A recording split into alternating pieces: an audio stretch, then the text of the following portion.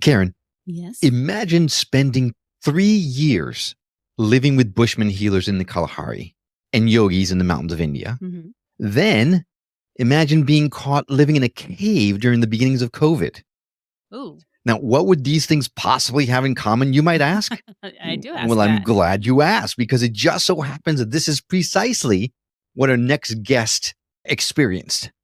Now, living in a cave is not his only claim to fame. He's also had shamanic training and ritual work. He studied with noted gurus. He's fasted in the mountains for 34 days. Ooh, In short, he's really dedicated his life to the spiritual path. it sounds like it. And today, he's coming to us with a very important message. Can you guess what that is? I have no idea, but I'm dying to find out. Well, how can you be sure you aren't being manipulated or lied to on the spiritual path?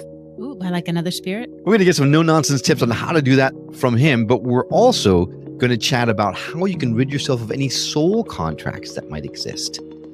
This is going to be a fun one. Well, I can't wait to hear about the cave.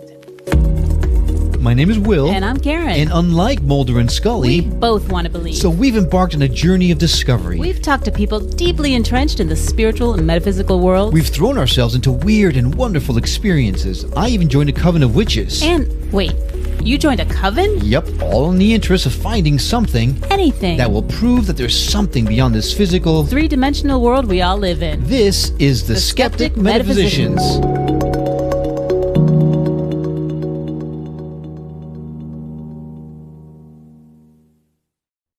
Welcome to the Skeptic Metaphysicians. I'm Will. And I'm Karen. And today we've got Michael Falcone in our studio. Now, you might remember him as the American who was caught living in a cave at the very beginning of the COVID pandemic.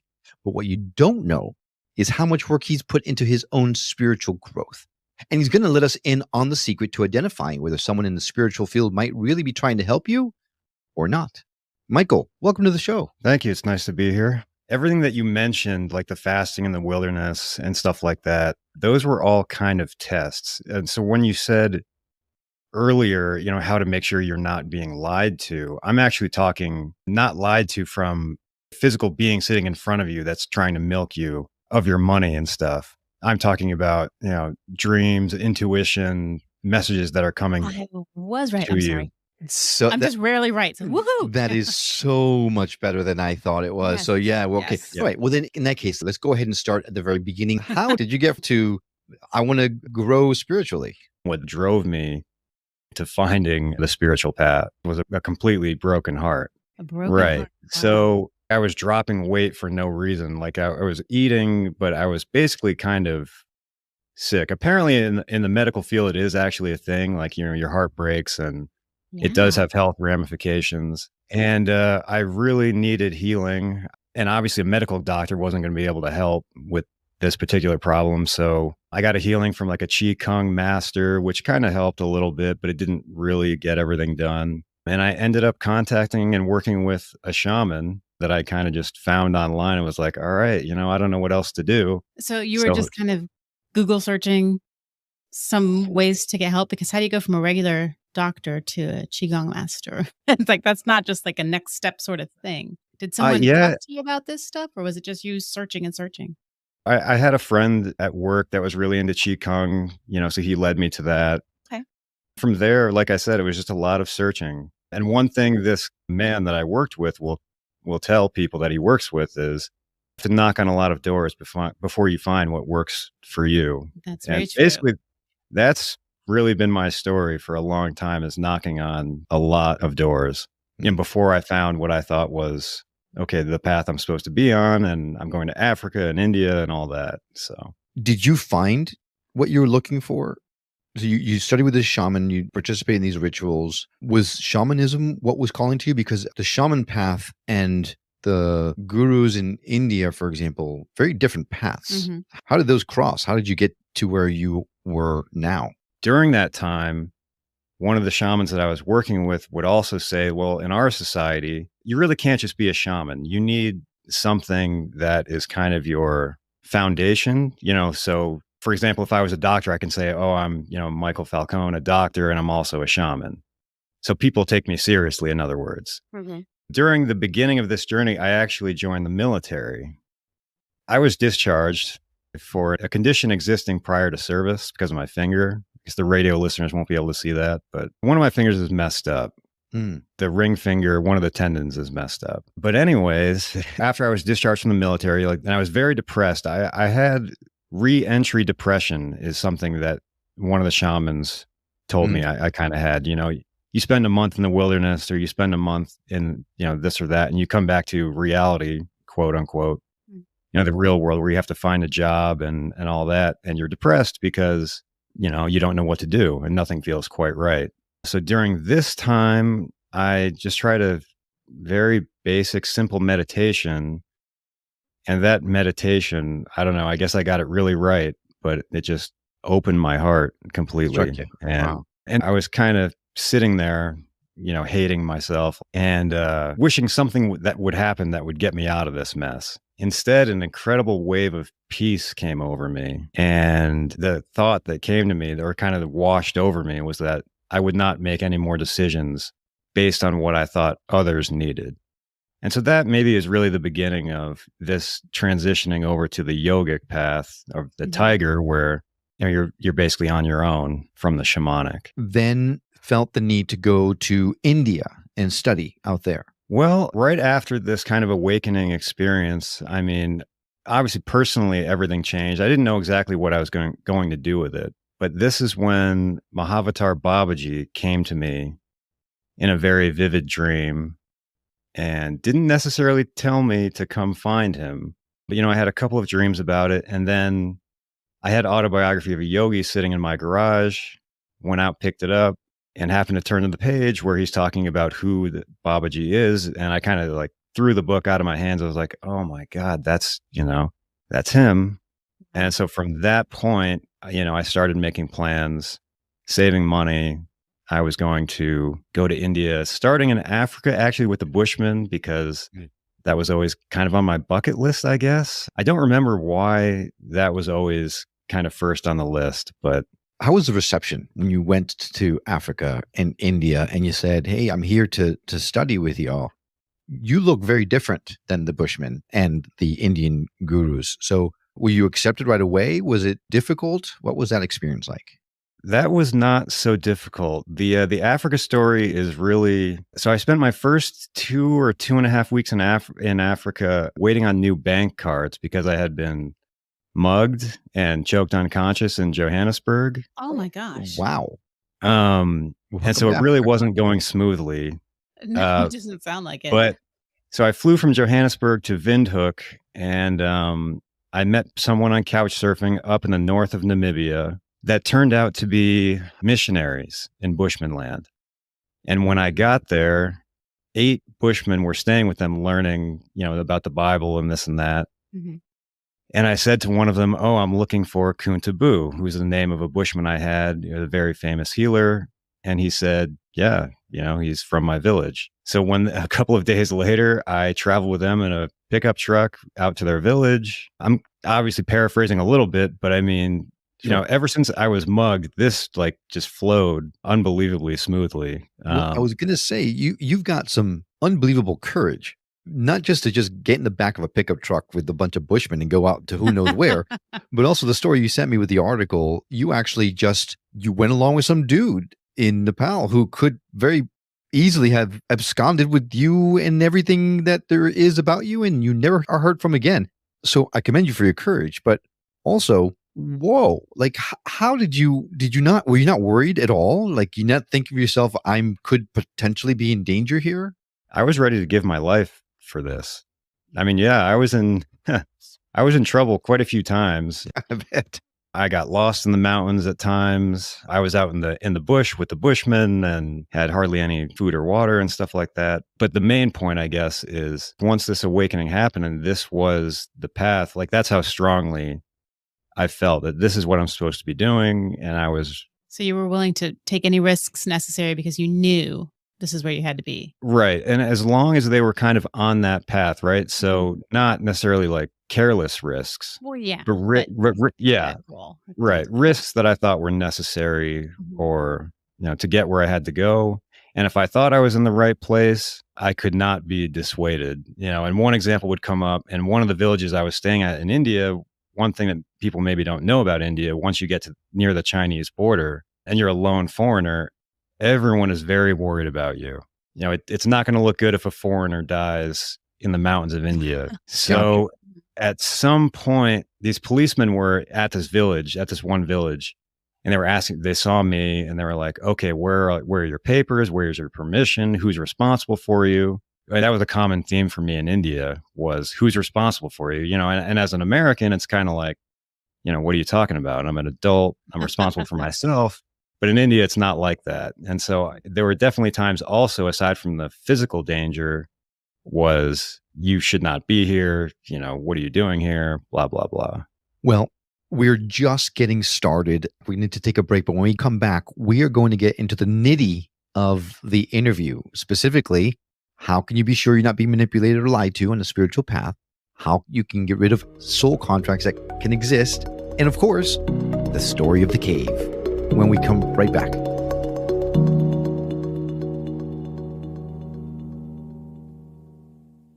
And we're back. Today we've got Michael Falcone on the show.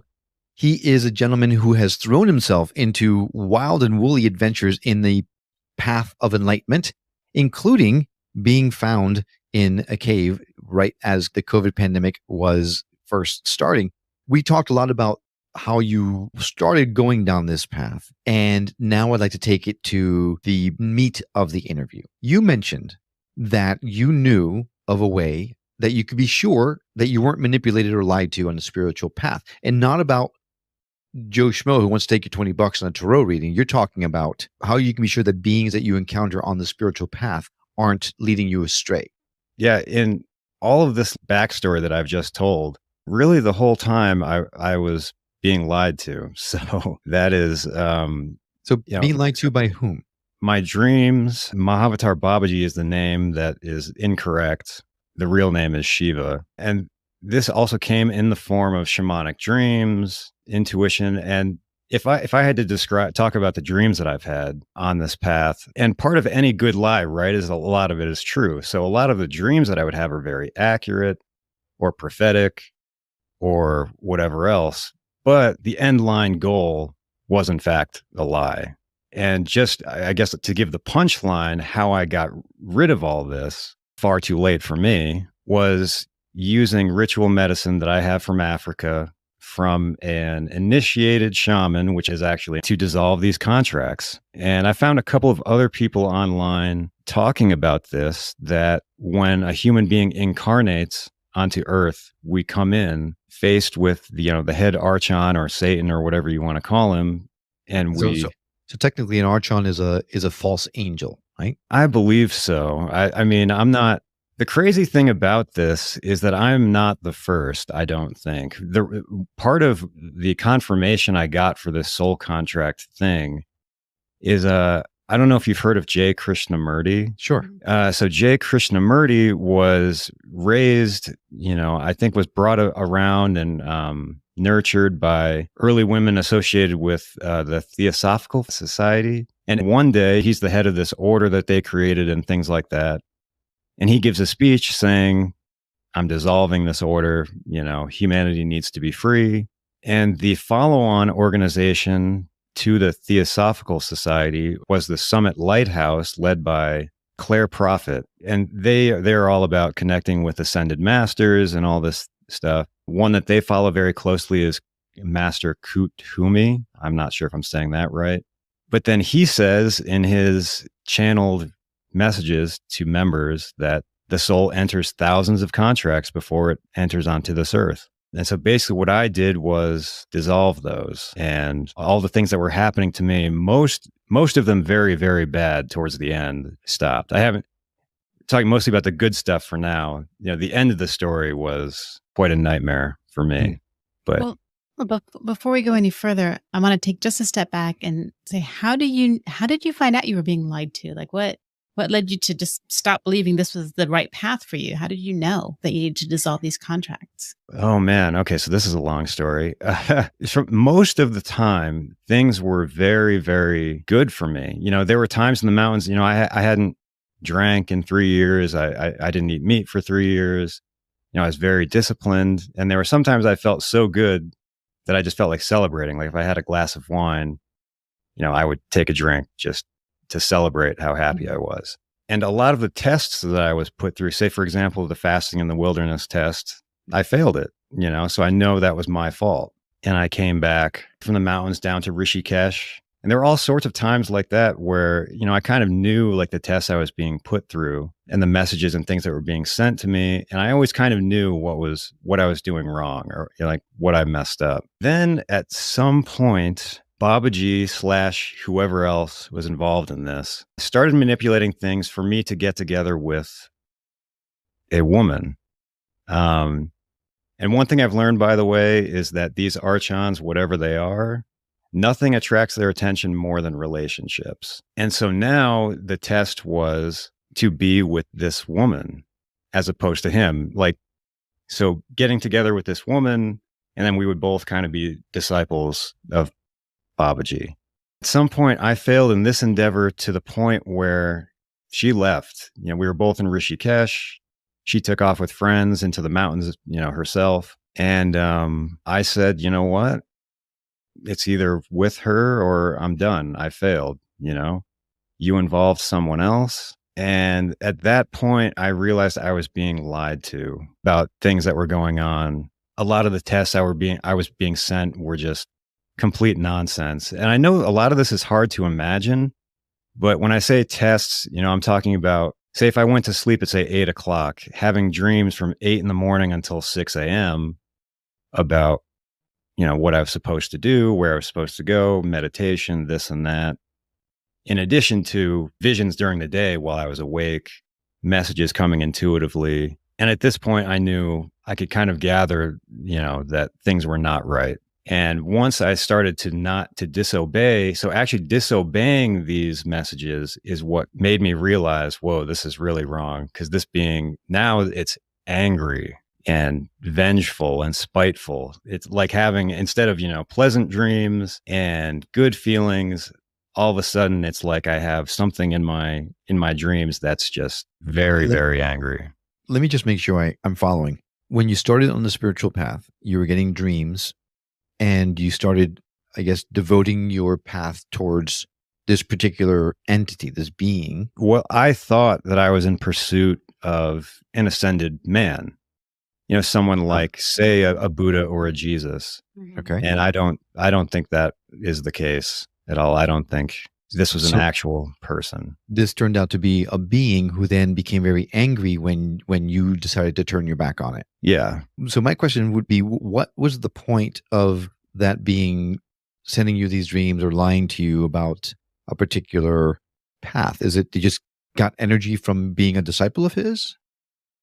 Well, that really is the $1 million question, because I'm pretty much a nobody. I hold absolutely no real world power. So which is another reason I think these are not, in fact, physical beings, because otherwise, surely a physical being would have something better to do than mess with me. But again, if you look at the Krishnamurti story, what he was supposed to be was the vehicle for the Lord Maitreya to enter the world. And so that's kind of what I believe, is I was supposed to be the vehicle for Shiva to enter the world. That's speculation. I'm not sure what else would make sense for why he would care so much right about someone like me.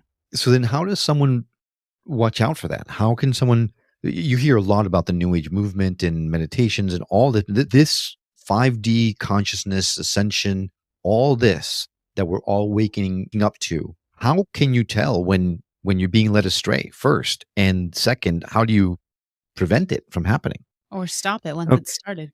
Well, my recommendation would be is if you are being sent dreams, that come true, or about other people, or you feel like you really are in, connection with, otherworldly entities, do these rituals first. Make sure that there are no contracts that allow you to be led astray, lied to, or manipulated. So I would do that as a baseline. Which is why, and one thing for me on the spiritual path is if I came across a piece of truth or something that really needed to be shared, I have to share it. For example, if I was sent a dream for someone else, it was my responsibility to relay that. And so that's really why I've decided to, do podcasts, is to, well, I mean, I don't know how many people are ever going to hear this message, but I feel like I'm somewhat responsible knowing this to at least get it out there. Sure, sure. So then how does someone move forward on this path without fear? Like, how do you open your heart to these kinds of things? How do you let Jesus or Buddha or whatever into you, knowing that there are these entities out there? Well, I think how I want to answer that is that what you want to do is open your heart so that the same spirit of Jesus is embodied through you. Now, I mean, if that does mean to you that I need to literally let the spirit of a being called Jesus into my heart, then like I say, I would still at least do these rituals to make sure as that process is happening, like nothing malevolent can come in, certainly not contractually. And if things do come in, there are usually ways to get them out or mitigate what's happening to you. But in the case of Jesus or Buddha, as I say, I would more advocate for what you're doing is trying to open your own heart and embody, kind of the Jesus consciousness through your heart. So I'm assuming these medicines you keep talking about is the way for you to cancel these soul contracts that we have been talking about. Yeah. And I will say that I've come across a couple of people that have meditation protocols for this that, I assume take a number of weeks or months. This was me having this very powerful spirit medicine was kind of a shortcut. Got it done pretty quickly. And as I mentioned before, I don't know if you caught it, but I got this medicine from an initiated shaman. So in other words, this medicine comes from someone with a soul contract, in essence, to act as a shaman, to dispose medicine, to, interpret dreams, whatever the case may be. So in other words, he is contracted. He's legit. He's legit, right. Right. So in other words, if I found the same medicine, now I am on the spiritual crap list, so I could never be. Thanks for changing the name of the list to crap. Yeah, I mean, I really am. So I could never be a shaman TM or whatever. Now, so is it because of them or because of you? Because I would say don't cut yourself out, right? Don't cut yourself short, because anyone can change. Anyone can make themselves better than what they were before. Well, having this contract to be a shaman through these contracts, I can't have that. I've cut the contract thing out. And the second thing is, for as much as my life has, gotten better and a lot of the attack that was happening to me has gone away, my dreams, 100% of my dreams for the past 2 years have all been still nightmares, and clearly not my own, clearly sent from, as I say, these beings are extremely vindictive. They do not forget. I am on the crap list. That is one thing I have not been able to change. So, well, you know what they say, health has no fury like a scorned spiritual being. So yeah, I can imagine they can make your life a little difficult if you cross them. Yeah. Kind of scary. Now, so my background is I'm Hispanic. So in my culture, we have like curanderos, which you can go and get something like this kind of cleansed out of you. Have you considered doing something like that to get this thing off your back? So as I say, like all of that is gone, and I can very firmly distinguish what's me and what isn't. So like I say, the only thing that remains is the dreams. And I don't really know why. I don't know how I could possibly get rid of that. I also don't know how that's possible to be sent dreams like this, but I don't know if anyone really knows the physics of it, how that's actually possible. But another thing, so this Master Kuthumi, as he's talking through members of the Summit Lighthouse, will say if you are a true initiate or a true candidate to be, whatever, electrodes are placed in your field or your aura. And I have no idea what he means by electrodes, but that's the language that he uses. And that's literally what it felt like. I don't know if you're familiar. I mean, there's a lot of ways actually I can kind of describe using movies or what it was like for me. But you've seen the cartoons with, you've got like an angel on your one shoulder and a little devil on the other. Yep. Story of my life. Well, they say in India, I can't remember which shoulder it is, but they say Shiva, sits on one of your shoulders. And that's really what it was like. It was mostly like someone around me or behind me a lot of the time. And then when things were very bad, I don't know if you saw X-Men Apocalypse. I'm a big comic book fan. So, yep, I've seen them all. Well, do you remember when Apocalypse was trying to take over the consciousness of Charles Xavier? That's what the bad times were like for me, like something was trying to take me over like that. I was always still there. Like this me in front of you was always still here, just with something trying to take it over. That sounds awful. You've mentioned Shiva a few times, and the Shiva that I know about is known as the destroyer in Hindu tradition, but also the supreme lord that creates, protects, transforms the universe, like a god. But you're kind of making that being out to sound much more like a devil than a god. Is that your intent? Yeah. And very, well, as I say, vindictive, jealous, definitely jealous. Jealousy is often a big theme when you're talking about gods, I feel like, from whatever culture. Mm-hmm. But jealous, vindictive. And also another thing that led me to believe that these are not physical entities is kind of stupid. Also.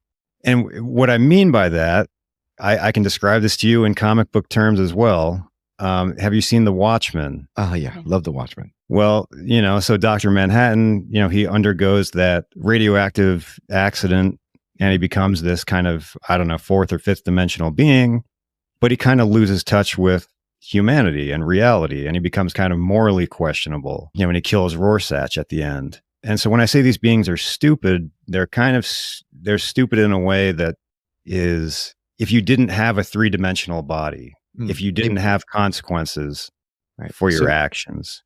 So I would say that maybe instead of calling a all-powerful being stupid, maybe naive might be a better term to throw around make there. him more mad.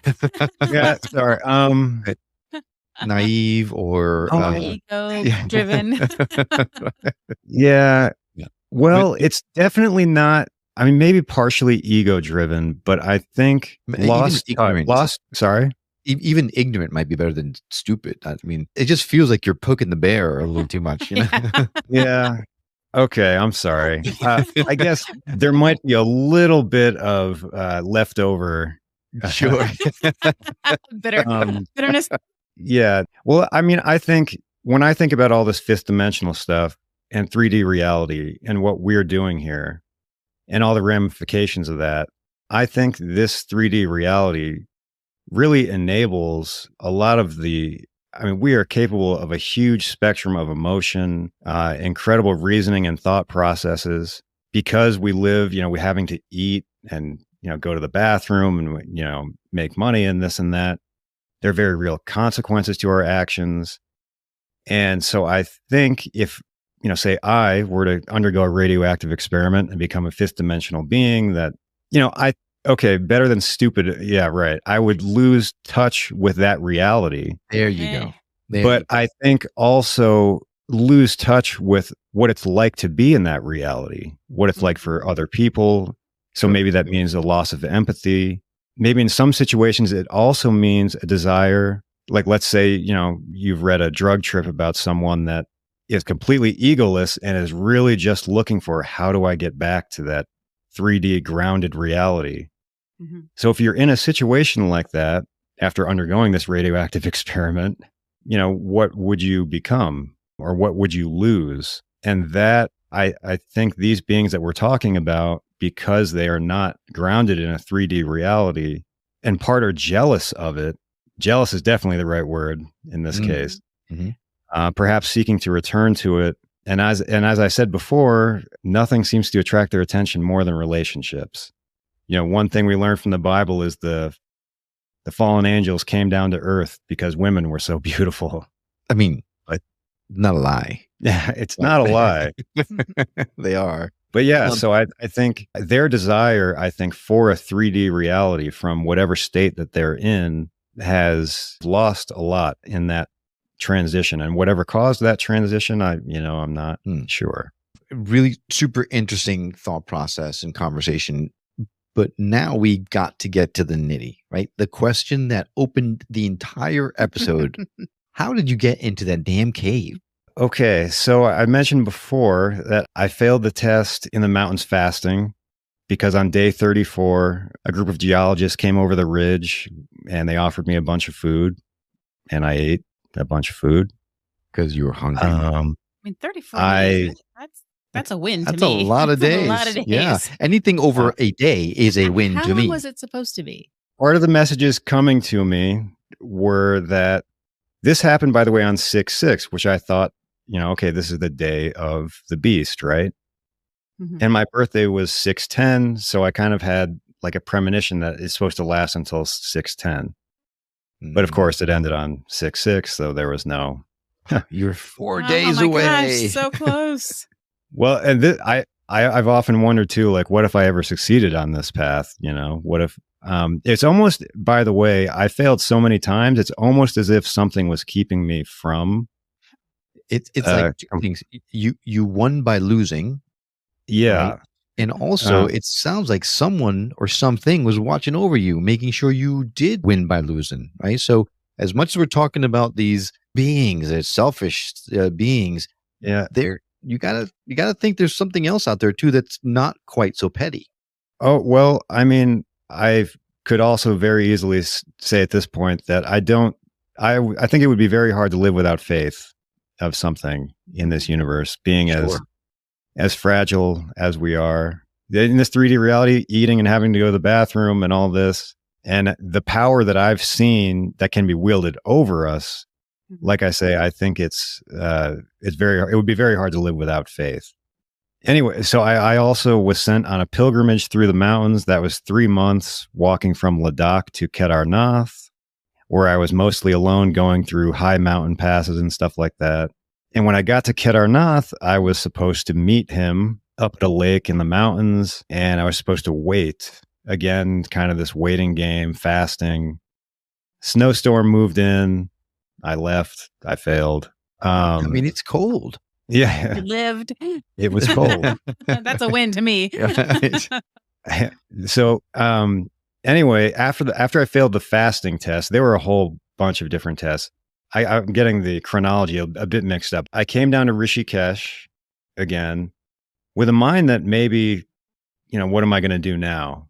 Because winter's coming. And I had gone to Nepal, a couple of winters before, because you can't really be in the mountains in India in the winter. My visa was expiring. So I needed a place to hang out in Nepal. That's why I found the house for 6 months. As I was in Rishikesh, wondering what the heck to do, the message came that you are a disciple of Mahavatar Babaji. He's accepted you. Now all that there is to meet him, and the masters of light and darkness are going to play a game of chess that you have to win. Oh my God. Yeah, I'm out. So and describing just even a single night during this time of what was happening to me and how, the energy and everything, I probably couldn't do it. But so this game was every night and every morning, and I failed every morning, by the way. So once again, it's like almost not possible to fail as much as I did. And then, of course, this is going into 2020, and March comes around. COVID is kind of, I'm kind of aware of it from the newspapers and stuff. But the police come around to hotels and guest houses saying, do not take any more people. We don't want people traveling from out of state. Right. And I was the only guest in my guest house. So on, March 18th or something, I went to re-up my stay, and they said, you can't stay here anymore. The police are on our back or whatever. So I just started, I was living outside, basically sleeping on the ghats by the Ganga, and happened to meet a couple of other people that were in a similar kind of situation. Like I said, the guest houses wouldn't take anyone else. So I couldn't find another place to stay. So there were initially about 9 of us that moved out to this cave / the beach of the river. So, and we were, by the way, we were pretty good out there. We were having a good time. We didn't want to be found. I mean, we were 99% outside, bathing in the river and cooking our own food. And really isolated. You were isolated, so you were safe from the virus at Yeah. that point. pretty isolated. Yeah. So, I mean, a couple of us would walk to town every morning, buy some food and come back. But yeah, pretty isolated. So when they found you, they said, "What are you doing here? What happened? Did they then charge you with a crime, or did they send you home? What happened after that?" They didn't charge us with a crime. They probably would have liked to. As I said, one of the top brass in the police, looked at me, pretty angry and was like, "Who will be responsible for you?"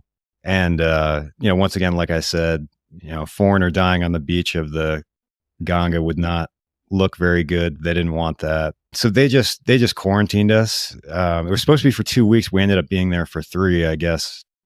They just didn't know what to do with us, really. So, and kind of locked us in there and forgot about us. Now, when you reemerged, were you shocked at how bad it actually was everywhere? No. No. So India was divided into red, green, and orange zones, I think. And I was in a green zone. So we were moved to another ashram after that, and we were pretty much free to come and go. And I had been used to living in mountains and caves, so my life wasn't much different. I just kind of went for walks, down to where we had been staying before, and things were fairly open. They weren't completely open, but they didn't seem very bad where I was. So I never really experienced COVID. I kind of feel left out. No, you did not miss anything. No worries. All right, Michael, thanks so much for coming on and telling us your story. This has been fascinating. So interesting. If anyone wanted to reach out to you and contact you, we're going to go ahead and put your social media links on our show notes. Your story is fascinating and one that I'm sure a lot of people are probably going to resonate with. So thanks for coming on. Thank you. Well, thanks for coming along on this journey of discovery with us. We'd love to continue our conversation with you on our website at skepticmetaphysician.com or on Facebook and Instagram under Skeptic Metaphysician Podcast. If you know someone who would benefit from hearing the messages we're sharing on the show, do them and us a favor and share the show with them. It will help get the word out about us, and it may just change someone's life for the better. And if you're listening to this on the radio and you missed something, well, not to worry. All of our shows, including this one, can be found at skepticmetaphysician.com, where you can also watch the videos or even send us an email or voicemail directly from the site. We absolutely love feedback and would appreciate hearing from you. Well, I hope you've enjoyed this episode as much as we have. That's all for now. We'll see you on the next episode of The Skeptic Metaphysicians. Until then, take care.